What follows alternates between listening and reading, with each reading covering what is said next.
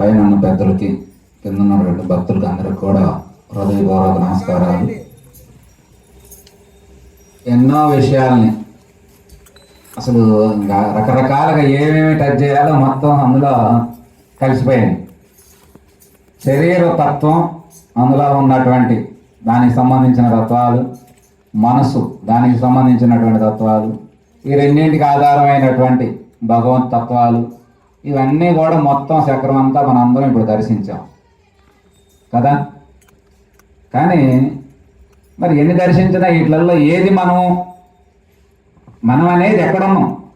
25 తత్వాలు మనమా అంటే అవి శరీర తత్వంలో ఉన్నటువంటి పార్ట్లుగా కనబడుతున్నాయే తప్ప ఇవేం మనం కాదు. అందులో మీకు ఇప్పుడు ఈ శరీరంలో అనేక రకమైనటువంటి తత్వాలతోనే ఇది నడుస్తున్నది. అయినా ఈ తత్వంలో ఏ తత్వం నేను అంటే ఇప్పుడు ఒకవేళ కాలే ఉందనుకోండి, కాలు ఇంతవరకు మనం తీసేసినా మనం బ్రతికే ఉంటాం. ఒక చెయ్యి లేకపోయినా మనం ఉన్నాం, కన్ను లేకపోయినా మనం ఉంటాం. అంటే పార్ట్లు ఏది లేకపోయినా కూడా మనం ఉంటున్నట్టేగా. అట్లాగే మనసు అనే దాంట్లో మరి అనేక రకమైనటువంటి సూక్ష్మ పొరలన్నీ మనసులో పెట్టడం జరిగింది. ఆ తయారు చేసినటువంటి వాడు ఈ యొక్క దేహాన్ని పెట్టి, ఈ దేహంలో ఒక మనసు పెట్టి, వీటన్నింటికి ఆధారమైనటువంటి ఒక జీవకణం నేను అంటా ఉన్నాం చూడండి, దాని పేరే ఆత్మ అని చెప్పుకుంటా ఉన్నాం. ఆ ఆత్మని మనకి ప్రవేశపెట్టడం జరిగింది. అయితే దాంట్లో మనం మరి ఇవన్నీ ఎట్లా ఏమిటి, ఇందులో మరి కొన్ని మంచి గుణాలు, కొన్ని చెడ్డ గుణాలు ఎట్లా అనే విషయాన్ని మనం తీసుకుంటే మరి అరిషత్ వర్గాలు అని చెప్పి మనలో ఉన్నటువంటి దుర్గుణాలుగా వాటిని ప్రకటించడం జరిగింది. అంటే కామము, క్రోధము, మోహము, లోభము, మదము, మత్సర్యాలు, వీటికి అనుసంధానంగా కొన్ని అష్టమదాలని, ఇక అనేక రకమైనటువంటి సప్త వ్యసనాలు, ఇట్లా రాగద్వేషాలు, ఇంకా వాటికి అనుబంధంగా ఉంటాయి కొన్ని. అందులో భాగంగా మరి ఇవి మనకి ఎలా ఉన్నాయి అంటే, కామం అంటే ఏమిటి? అసలు ఈ సృష్టి అంతా కామం మీద ఆధారపడే నడుస్తూ ఉంది. కామం అనేది లేకపోతే, కామం అంటే ఏమిటి? కోరికలు. ఆ కోరికలే లేకపోతే మేము వచ్చి ఇక్కడ కూర్చొని చెప్పాల్సిన అవసరం లేదు, మీరు వినాల్సిన పని లేదు. అసలు ఈ సృష్టి అంతా కూడా కామం అనే కోరికల మీద ఆధారపడి నడుస్తూ ఉంది. కాబట్టి కామం వల్ల మనకి ఈ జీవితాన్ని ఏం చేస్తుంది? ఇందులో ఉన్నటువంటిది అంటే కామం అంటే కోరిక ఎప్పుడు తీరలేదో, కావాల్సిన కోరికలు తీరకపోయినప్పుడు ఏమవుతుందంటే అది క్రోధంగా మారుతుంది. కాబట్టి ఈ యొక్క మనకు మహాత్ములు చెప్పే మాట ఏమిటంటే, ఈ అరిషత్ వర్గాలని నీవు అదుపులో పెట్టుకోవాలి, ఇవి నీవు కాదు. మనం ఏమనుకుంటాం, ఇప్పుడు మన కామం వచ్చి కోరిక అనేది వ్యాపించింది అనుకోండి, అది మనంగా మారిపోతాం. క్రోధం వచ్చింది అనుకోండి, అది మనంగా మారుతాం. లోభితనం వచ్చింది అనుకోండి, అది మనమైనట్టుగా ఏదో పిసినారితనం నుంచి వచ్చేస్తుంది. అట్లాగే మోహం వాంచింది, ఇట్లా మదము, మత్సర్యాలు, ఇవన్నీ కూడా ఇవేమి మనం కాదని మనకు ఎట్లా తెలిసిద్ది అంటే, ఇందులో మనం పరిశోధన చేస్తే తెలిసిద్ది. ఇవి దుర్గుణాలుగా పెట్టారు. ఇక శత్రువిధ పురుషార్థాన్ని తీసుకోండి, మన గ్రంథాలు మొత్తం సారాంశం చెప్పేది ఏమిటయ్యా అంటే, శత్రువిధ పురుషార్థాన్ని సాధించడమే మానవ జన్మ యొక్క పరమార్థం అని చెప్పారు. అందులో ఏమున్నది? 3వ స్థానంలో కామాన్ని పెట్టారు. ఇందులోనేమో కామం మొదటి స్థానంలో పెట్టి ఇవి దుర్గుణాలు, వీటిని జయించండి అన్నారు. అందులో 3వ స్థానంలో ధర్మం, అర్థం, కామం, మోక్షం, 3వ స్థానంలో కామాన్ని చేర్చి దీన్ని సాధించండి అంటున్నారు. అంటే ఎట్లా దీనికి అంటే, కామం ఇక్కడ ఎందుకని చెడులో ఉన్నది, అక్కడ ఎందుకని మంచిలో ఉన్నది అని మనం పరిశోధన చేస్తే, వాస్తవానికి కామం అనేది లేకపోతే, అంటే కోరికలు లేకపోతే, నువ్వు కోరికల వల్లే జీవితం పతనమైంది. కానీ కోరికల వల్లే నువ్వు ఉన్నతమైనటువంటి స్థానాలను నువ్వు పొందగలవు. అందుకనే మనకు వేమన్న లాంటి వారు కామి కానివాడు మోక్ష కామి కాడు అంటే, కామం మోక్షం అనేది కూడా కామం ద్వారానే వస్తుందయ్యా అంటే, దాని సాధన ద్వారా దాన్ని పొందాలి, సాధించాలి అనేటువంటిది వస్తుంది. కాబట్టి నువ్వు ఈ కామాన్ని నువ్వు ఎట్లా ఉపయోగించుకుంటావు, దేనికని ఉపయోగిస్తావు. ఎందుకంటే ఇక్కడ ముఖ్యంగా మనం బాగా సాధకులుగా లోతుగా పరిశోధన చేస్తే ఈ భావాలు ఏవి మనం కాదు. మీరు బాగా ఆలోచించండి. ఇప్పుడు చెప్పేటప్పుడు అదేది కామం మనం కాదు, క్రోధాలు మనం కాదు, మోహాలు మనం కాదు, ఏవి కాదు. కానీ అవి మన దేహంలో ఇందా చెప్పుకున్న తత్వాలన్నీ శరీరం మొత్తం వ్యాపించున్నాయి. నిర్మాణం ఎందుకంటే సృష్టి నిర్మాణంలో మనకు ఒక బైకో లేకపోతే ఇంకొకటి ఏదో ఆటోనో ఇట్లా మనం ఏదైనా వాడే వాటర్ ఫీల్డ్ తీసుకోండి, దానికి ఏదన్నా ఒక చిన్న స్క్రూ అయినా కూడా అది నాడదు. మనం చేయని దాకా పాపం నేల ఇంజన్లు పెట్టుకొని రైతులు వెళ్తూ ఉంటారు, ఆడ ఏదో చిన్న తేడా వస్తే అయ్యాల పని అంతా అయిపోదు. ఎందుకని?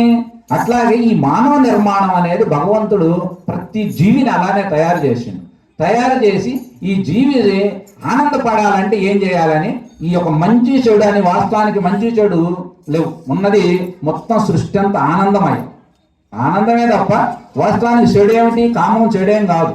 దాన్ని నువ్వు వాడుకోవటంలో అంటే అవి మనల్ని వాడుకున్నట్లుగా ఉంటున్నాయి, కానీ నేననే జీవ చైతన్యం వాటికి ఆధిపత్యం వహించి వాటి మీద పెత్తనం చేసి అవి లోపరుచుకున్న యజమానిగా ఉండట్లా. ఇప్పుడు మనందరం దాస్యం చేస్తున్నాం వాటికి. అంటే ఎవరు మనం అంటే ఏమిటి? మళ్ళీ ఇక్కడ నేను అనే పదం, నేను అనేది ఏమిటంటే, నేను అనేది ఆత్మ, నేను అనేటువంటిదే పరమాత్మ. ఎందుకంటే నేనును శరీరానికి ఆపాదిస్తే శరీరం నేనుగా, అంటే ఈ దేహమే నేనైనట్టు, ఈ పంచభౌతిక దేహమే నేనైనట్టు, అందులో ఉన్నటువంటి మనసు రకరకాల ఆయా సందర్భాలను బట్టి నిన్ను తాకి నడిపించే మనసు నీవైనట్లుగా మనకు పరిగణించబడుతుంది.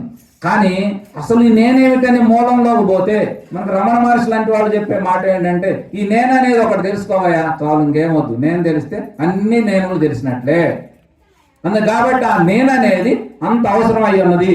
ఆ నేను ఈ చిన్న నేను నుంచి పెద్ద నేనుగా మార్చాలి. విశ్వం అంతా నేనై ఉన్న నేను దాకా మార్చాలి. ఆ నేనుగా మార్చటంలోనే మానవుడు నేను అనే ఈ జీవుడు చేయవలసినటువంటి లింకులన్నీ కలపటం. కామం మనకు అష్టద్వర్గాలలో కామం జయించాలి. ఇది లోకంలో చాలా ప్రమాదకరమైందని చెప్పారు. చతుర్వేద పురుషార్థాలలో దీన్ని మీరు బాగా సాధించి అనుభవించి దీని ద్వారా మీరు మోక్ష జ్ఞానాన్ని పొందాలి అని చెప్పారు. అందుకని మన కామం అనేది కానీ క్రోధం అనేది ఇవన్నీ ఇప్పుడు మనకి సాధనలో భాగంగా వాటిని మనం ఎట్లా వాడుకోవాలంటే, కామం అంటే మన జనరల్గా ఏమిటి?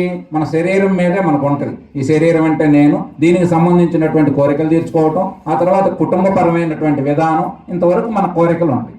కానీ మహాత్ముల కోరికలు ఎలా ఉండేవి అంటే, వాళ్ళకి గ్రామం అంతా బాగుండాలి, విశ్వం అంతా బాగుండాలి అంటే కోరికే. కానీ అంత విశ్వం మొత్తం చుడతారు. ఆ కోరికని చుట్టి ఆ రకంగా పనిచేపిస్తారు వాళ్ళు. అట్లా ఏదైనా క్రోధం వచ్చిందనుకోండి, తన మీదే తాను ప్రయోగించుకుంటాడు. ఇతరుల మీద ప్రయోగించడం కాదు, తన మీదే తాను ఎన్నిసార్లు చెప్పినా ఈ మనసు ఎందేంది, బుద్ధి ఎందేంది, చేయకూడని పనులు చేస్తుంది, చూడకూడని చూపులు చూస్తుంది, ఎంత చేసినా కూడా రోజు సత్సంగాలకు పోతాం, భజనలకు పోతాం, అయినా ఏం మార్పు రావట్లేదని తనను పట్ల తానే బాధతో కూడుకున్నటువంటి కోపాన్ని ప్రదర్శించుకోవాలి, కానీ ఇతరుల పట్ల ప్రదర్శించాలి కాదు. ప్రదర్శించడం అనుకోండి. అందుకనే లోకంలో మహాత్ములు చెప్పిన మాట, బుద్ధుడు లాంటి వాళ్ళు ఈ యొక్క దృష్టి లోపమే కానీ సృష్టి లోపం కాదని చెప్పారు.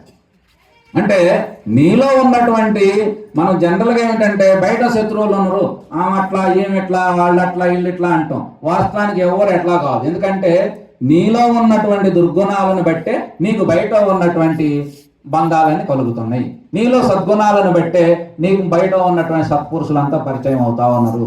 మీరెక్కడ, మేమెక్కడ, మేము రాగానే మమ్మల్ని గౌరవించడం ఏమిటి, మేము మిమ్మల్ని ప్రేమించడం ఏమిటి, ఎక్కడున్నది ఈ బంధం?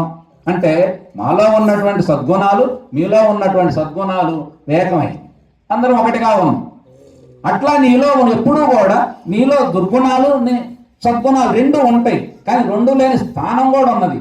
కానీ మనం ఈ దుర్గుణాలన్నింటిని కూడా సద్గుణాలు, సత్కర్మల వైపు మళ్లించి వాటి ద్వారా మనం విజయం సాధించే జీవ చైతన్యం నేను ఇప్పుడు ఎంత చెప్పుకున్నా ఇవేవి మనం కాట్లా, ఇవన్నీ మనం చూస్తే కానీ ఆ ప్రదర్శించే ఆ సందర్భంలో ఇక మనం మారుతున్నమే. కానీ అది లోతుగా సాధనలో ధ్యానం చేసే వాళ్ళకి, బాగా లోతుగా యథార్థం ఏమిటని పరిశోధన చేసే వాళ్ళకి ఇవన్నీ అందులో లోతుగా తెలుస్తాయి మనకి.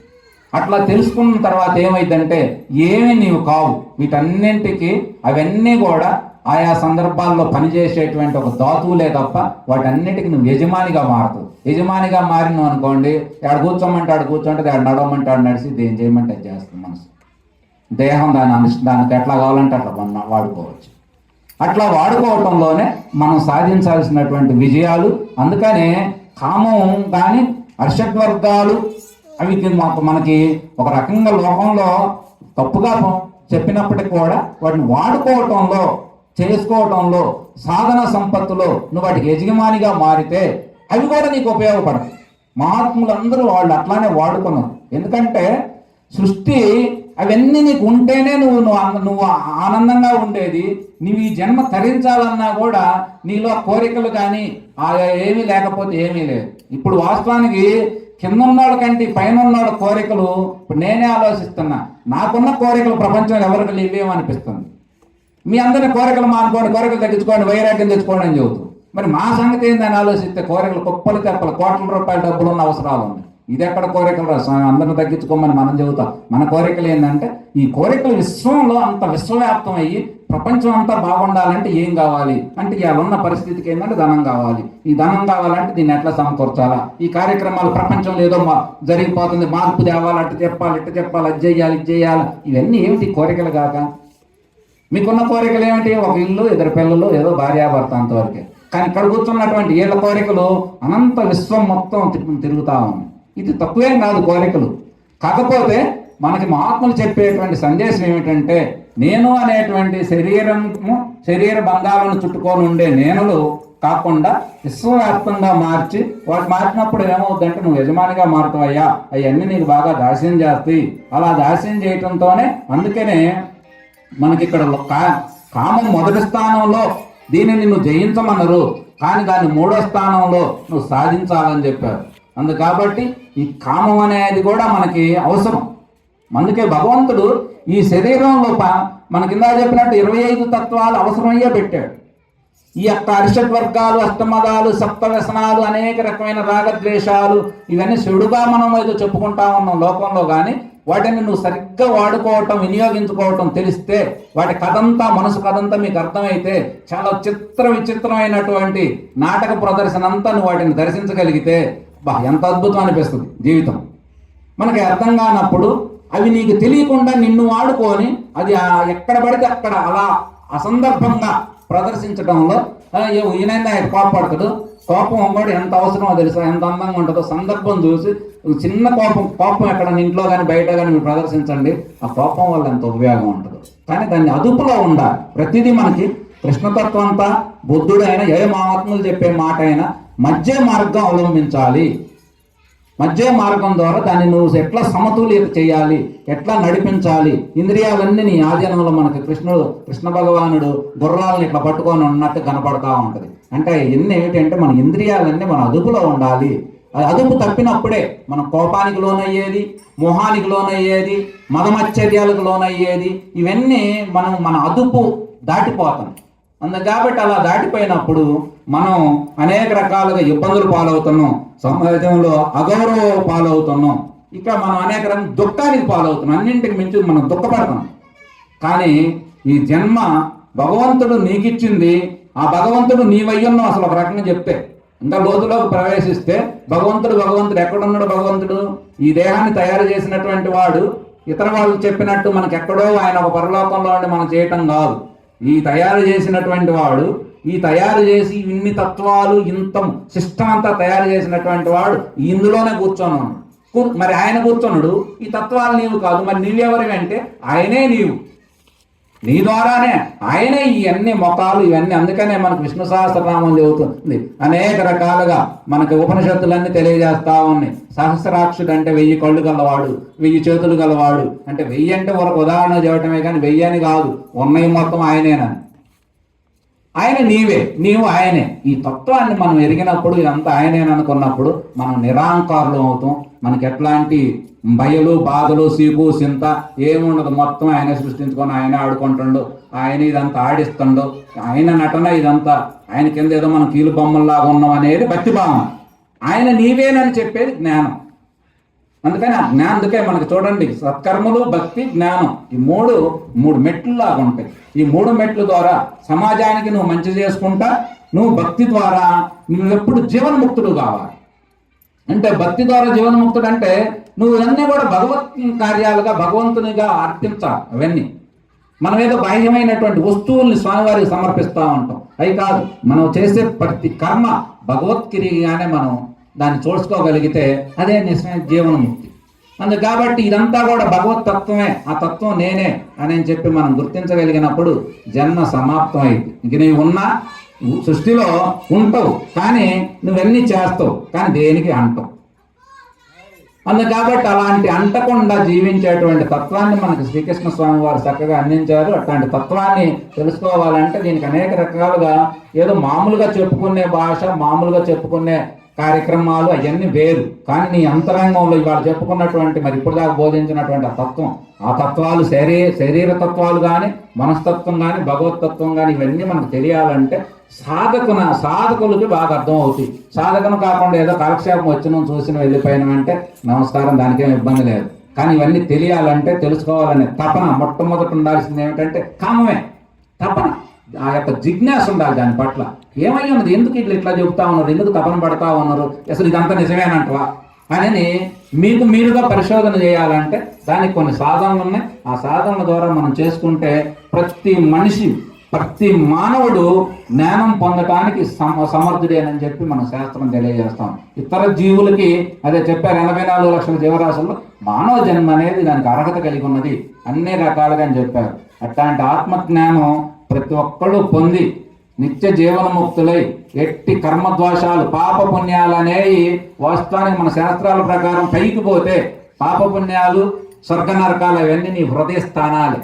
నీవు దుఃఖంలో ఉన్నవా నువ్వు నరకంలో ఉన్నట్టే, నువ్వు సంతోషంగా ఉన్నవా నువ్వు స్వర్గంలో ఉన్నట్టే. ఇది జీవుడుగా నువ్వు భూమి మండలం మీద నడుస్తున్నంతసేపు జరిగేది. తర్వాత ఈ జీవి శరీరాన్ని వదిలిపెట్టిద్ది, ఆ తర్వాత దానికి అనేక రకమైన పరిణామాలు ఉన్నాయి, అవి రకరకాలుగా ఉంటాయి అవన్నీ. కాబట్టి స్వర్గ నరకాలు, పాపపుణ్యాలు ఇవన్నీ కూడా మనం హృదయ స్థానాలుగా భావించి మనం యొక్క మనస్సు కదా ఇవన్నీ మనం తెలుసుకొని జీవితం ఎప్పుడూ సంతోషంగా ఉండాలి, సుఖదుఖాలకు అతీతంగా ఆనంద స్థితిని మనం పొందుతూ ఎప్పుడు సమాజంలో మంచిగా ఉంటా, ఇట్లాంటి కార్యక్రమాలు ఇవన్నీ మాటలు చెప్పుకుంటా జీవితం హాయిగా మనకు ఎలా ఉండాలంటే, ఏదో మొన్న మేము కాశీయాత్ర వెళ్ళాం, ఏం లేదు 10 రోజులు అసలు ఎట్ట గడిచిపోయిందో తెలియలే, టైం గడిచిపోయింది. అయినా ఉన్నామా, ఆ విశ్వనాథుడు అడుచుకున్నాడు ఆయన, లేదు బా మీ డ్యూటీ మీరు వెళ్ళిపోండి అని చెప్పి మళ్ళీ మనకు ట్రైన్ ఎక్కించండి, మళ్ళీ ఇంటికి వచ్చాం. ఈ జీవితం కూడా అంతే, ఒక అరగంట అయితే మేము కరాలపాడు వెళ్తాం, అమ్మాయిలు కొత్తపాలెం వెళ్తారు, మీరు మీ ఊర్లో ఉంటారు. అట్లా ఒక 100 సంవత్సరాలు ఆగిన తర్వాత అందరం పెట్టేబేడ సర్దుకొని మళ్ళీ పైకి వెళ్తాం. అందుకే సంతోషంగా ఉంటా, హాయిగా ఆనందంగా జీవించి జీవితాన్ని ముగించుకోవడమే ఈ జీవితం యొక్క పరమార్థం అని చెప్పి మహాత్ములందరూ మనకు ఆ సందేశం ఇచ్చారు. ఆ విధానంలోనే ఎక్కువ రాగద్వేషాలు, ఈ అరిషట్ వర్గాలన్నీ అదుపులో ఉంచుకొని వాటిని నిత్యం జయిస్తా మంచి మార్గంలో మనందరం జీవించి జీవితాన్ని తరింపజేసుకోవాలని చెప్పి ఆ భగవద్ జ్ఞానం మనందరికీ అందాలని మనసారా కోరుకుంటూ హరి ఓం తత్సత్ సర్వం శివార్పణమస్తు. ఇప్పటిదాకా మనకి కోరికలు, అరిషడ్ వర్గాలు, అరిషడ్ శత్రువు, అవి 6 రకాలు, వాటి వర్గము అని చెప్పారు. కానీ ఇవే సాధకుడికి మేలు చేసేవి.